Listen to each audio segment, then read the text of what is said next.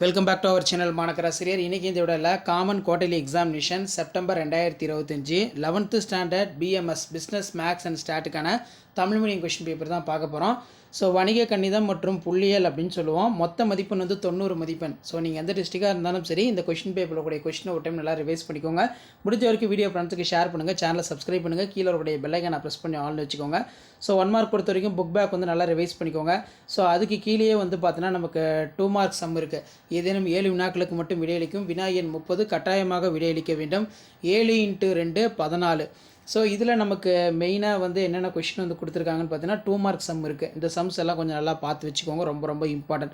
So அது கீழே மதிப்பீடுக்கு கொடுத்துருக்காங்க. அதே மாதிரி tan 15 டிகிரி மதிப்பு காண்க.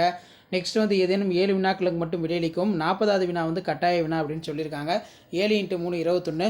2x + 5y = 1, 3x + 2y = 7 என்ற சமன்பாடுகளை நேர்மாறு அணிமுறையில் தீர்க்க அப்படின்னு கேட்டிருக்காங்க.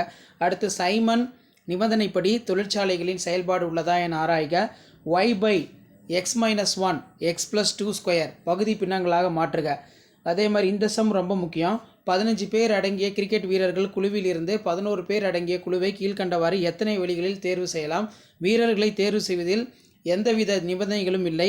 ஒரு குறிப்பிட்ட வீரர் எப்பொழுதும் குழுவில் இடம்பெறுவார், ஒரு குறிப்பிட்ட வீரர் எப்பொழுதுமே குழுவில் இடம்பெற மாட்டார் அப்படின்னு கேட்டிருக்காங்க. இந்த சம் கொஞ்சம் நல்லா பார்த்து வச்சுக்கோங்க. அதே மாதிரி 3x - 5y - 11 = 0, 5x + 3y - 7 = 0, x + ky = 0 என்பவை ஒரு புள்ளியின் வழிகோடுகள். k-இன் மதிப்பு காண்க. அதே மாதிரி sin 105 டிகிரி cos 105 டிகிரி மதிப்பு காண்க. x² - xy + y² = 7 எனில் dy/dx காண்க அப்படின்னு கேட்டிருக்காங்க. ஸோ இந்த சம்லாம் கொஞ்சம் நல்லா பார்த்து வச்சுக்கோங்க. கண்டிப்பாக இந்த கொஷின் பேப்பர் யூஸ்ஃபுல்லாக இருந்தால் வீடியோ ஃப்ரெண்ட்ஸுக்கு ஷேர் பண்ணுங்கள். மாணக்கராசிரியர் சேனல் சப்ஸ்கிரைப் பண்ணுங்கள், கீழே இருக்கக்கூடிய பெல்லைக்கான ப்ரெஸ் பண்ணி ஆன் வைங்க. அப்போ தான் நான் அப்லோட் பண்ணக்கூடிய கொஷின் பேப்பர்லாம் தொடர்ந்து உங்களுக்கு நோட்டிஃபிகேஷன் வந்துகிட்டே இருக்கும். ஷேர் பண்ணிட்டு பாருங்கள், சப்ஸ்கிரைப் பண்ணிட்டு பாருங்கள். தேங்க்யூ.